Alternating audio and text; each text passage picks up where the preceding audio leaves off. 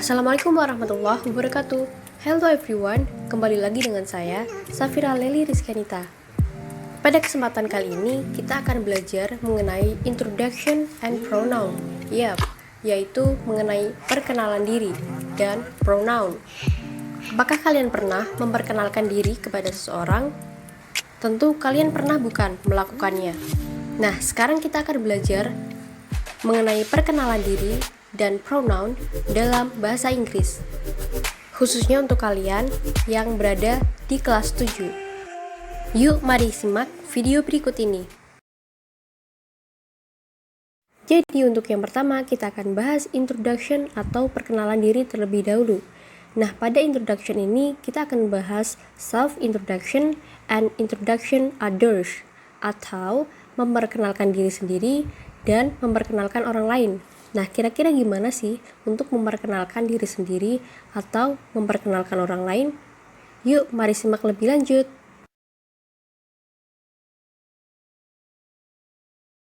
Baik, sekarang kita bahas self-introduction atau memperkenalkan diri. Nah, biasanya jika dalam bahasa Indonesia, kita biasanya mengatakan, "Hai, perkenalkan, nama saya." Nah, sekarang kita bahas dalam bahasa Inggris.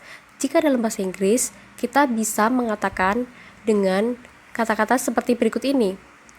Let me introduce myself, yang artinya perkenalkan diri saya. Kemudian, I would like introduce myself. My name is, yang artinya saya akan perkenalkan diri saya, nama saya. And then bisa juga dengan hello, my name is, atau hello, I am. Hello, my name is dan hello, I am sebenarnya memiliki makna yang sama, yaitu yang artinya hello, my name is artinya hello, nama saya. Tapi jika hello, I am yaitu artinya hello, saya. Nah, kalian bisa menggunakan keduanya atau salah satunya. Kemudian ada juga I want to introduce myself. Nah, ini kurang lebih sama dengan yang tadi, I would like to introduce myself, yang artinya saya akan perkenalkan diri saya. Selanjutnya, kalian bisa juga dengan menyapa terlebih dahulu, seperti contohnya good morning everybody, kemudian baru menyebutkan nama. Good morning everybody, my name is. And then yang terakhir ada allow me to introduce myself, artinya izinkan saya perkenalkan diri saya.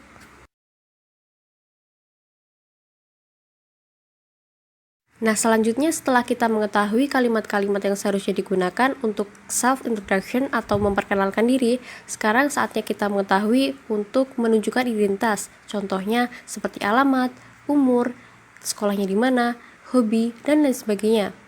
Nah, seperti contoh di sini yaitu untuk menunjukkan identitas asal tempat. Nah, di sini ada 3 macam. Yang pertama I am from, yang artinya saya dari, and then I come from, yang artinya saya berasal dari, and then I live in, or I live at, or I live on. Jadi saya tinggal di bla bla bla. And then kemudian ada I am bla bla bla years old, yang artinya saya titik berapa tahun, itu menunjukkan umur. Kemudian ada I study in, ini untuk menunjukkan sekolahnya di mana. Kemudian yang terakhir di sini ada my hobby is, or my hobby are. Nah, ini untuk menunjukkan hobi kalian. My hobby is digunakan untuk jika hobinya ada 1. Kemudian jika hobinya ada 2, kalian bisa gunakan my hobby are. Nah, ini penggunaannya bisa 2 hobi lebih atau 3 hobi lebih. Intinya lebih dari 2 hobi. Begitu mengenai identitas yang bisa kalian pahami.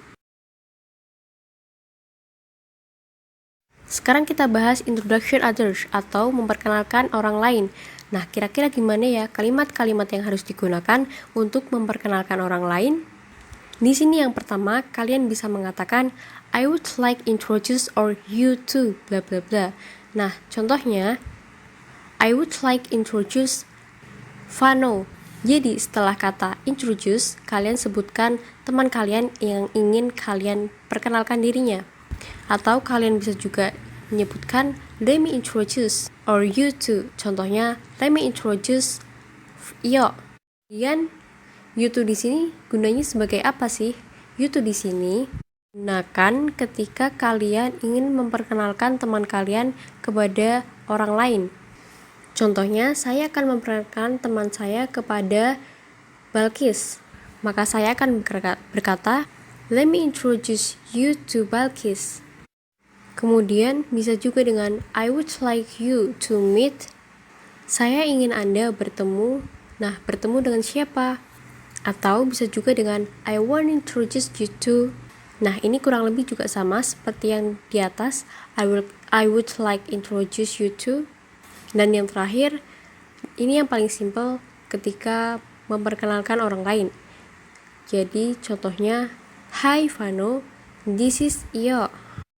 Nah, itulah mengenai kalimat-kalimat untuk memperkenalkan orang lain.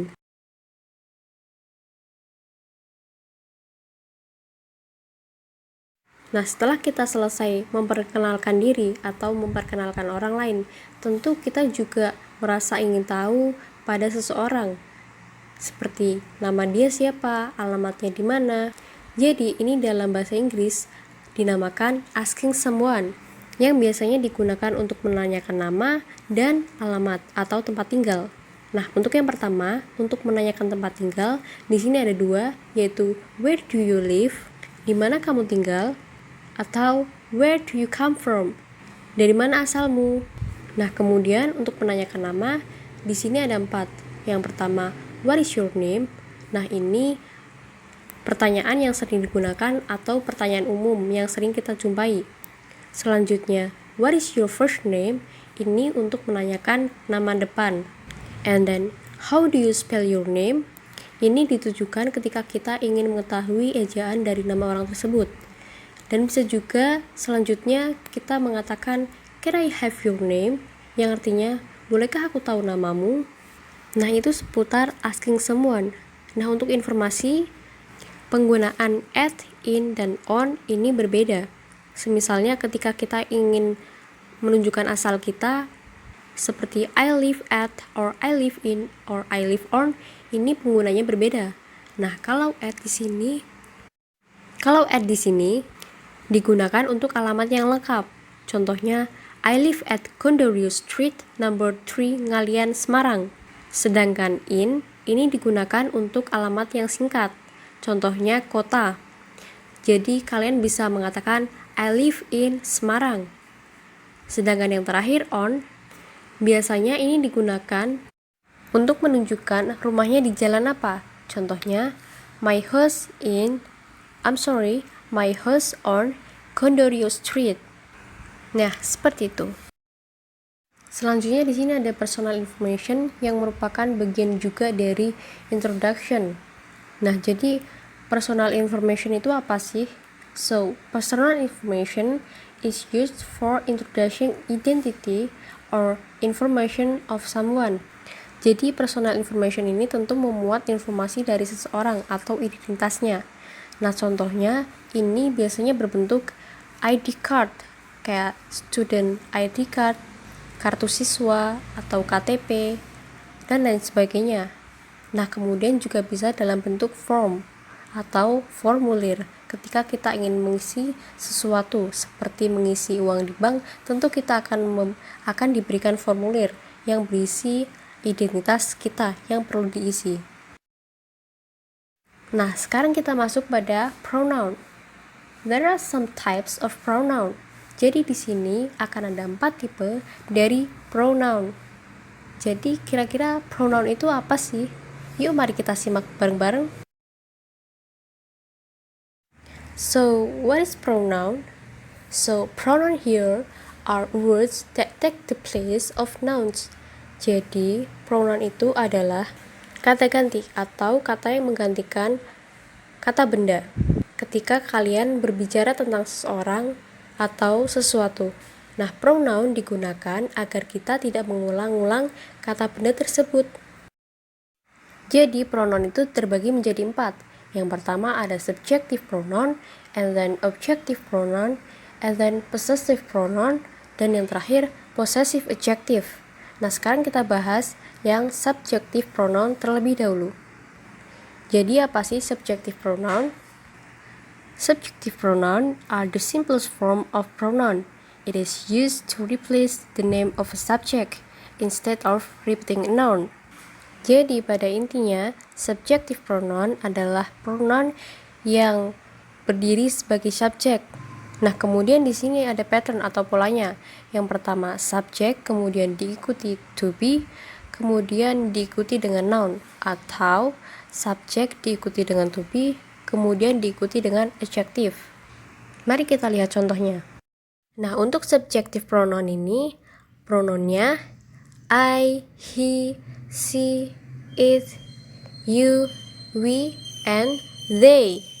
Dan untuk to be-nya, am, is, and are.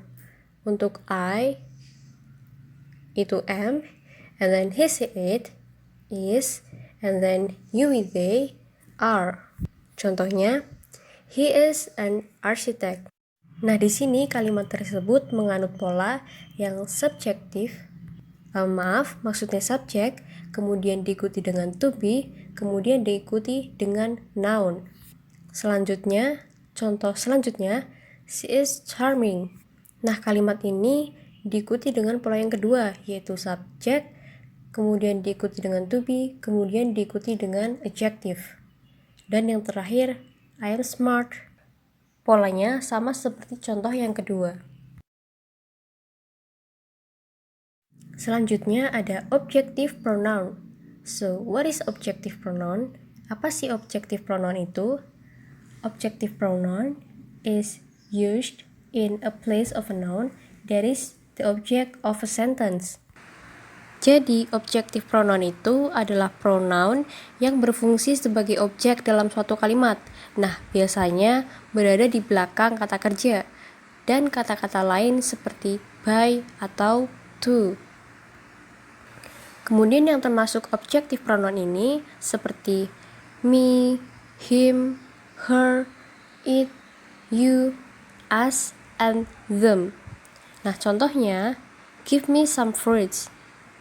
Nah, me di sini terletak pada belakang kata kerja give. Kemudian contoh berikutnya, I know her. Her ini juga sama di belakang kata kerja atau verb know. Dan yang terakhir, please join us.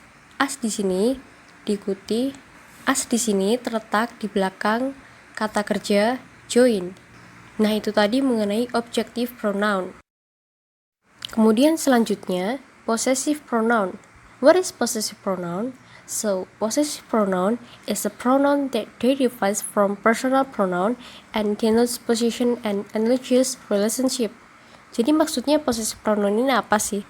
Jadi possessive pronoun ini pronoun yang menunjukkan kepunyaan atau kepemilikan, namun dengan mengubah kata benda.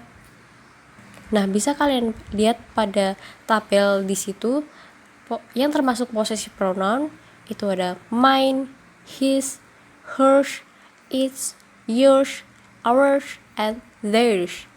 Nah, contohnya, this book is mine. Buku ini milikku. Kemudian contoh berikutnya, it is their plane. Ours is delayed. Jadi artinya pesawat mereka. Nah, ours di sini ini juga menunjukkan pesawat, yaitu pesawat punya kita. Jadi kalau diartikan lebih lengkap, it is their plane, ours is delayed. Itu artinya itu pesawat mereka, punya kita delay atau terlambat atau ditunda. Dan yang terakhir ada possessive adjective. So, what is possessive adjective? Possessive adjective is used to show possession or ownership something. Jadi, possessive adjective itu hampir sama dengan possessive pronoun, yaitu sama-sama bermakna kepemilikan. Namun yang membedakan di sini ialah kalau possessive adjective itu lebih menjelaskan siapa pemiliknya dan tetap seperti adjective lainnya, yaitu possessive adjective harus terletak sebelum noun atau kata benda. Nah, yang termasuk dalam possessive adjective adalah my, his, her, its, your, our, and their. Dan contohnya, my car is very luxurious. Nah, my di sini terletak sebelum noun, yaitu sebelum car. Kemudian contoh kedua, our cat is black. Nah, our juga di sini terletak sebelum noun, yaitu sebelum cat. Nah, itu tadi mengenai possessive adjective. Nah, kemudian ini yang terakhir, sekedar untuk tambahan informasi saja untuk kalian mengenai possessive with apostrophe. So, definisinya, we can use apostrophe as to show ownership or possessions. Jadi apostrof itu apa sih? Jadi apostrof itu tanda petik di atas kemudian diikuti dengan S. Jadi apostrof kemudian setelahnya ada S, begitu. Nah, itu tujuannya buat apa sih? Sama, tujuannya untuk menunjukkan kepemilikan juga. Nah, contohnya di sini, this book belongs to Farrell. Jadi buku ini milik Farrell. Nah, kemudian supaya ada apostrofnya, kalimatnya menjadi it is Farrell's book. Jadi setelah nama diikuti dengan apostrof with S. So, bukan Farrell book, tetapi Farrell's book. Nah, itu dia mengenai possessive with apostrophe. So, conclusion or kesimpulan pembelajaran pada hari ini, yang pertama, untuk self-introduction, kalian bisa mengatakannya dengan let me introduce myself, and then kalau introduction others, kalian cukup let me introduce, kemudian menyebutkan nama teman kalian yang ingin kalian kenalkan kepada orang lain.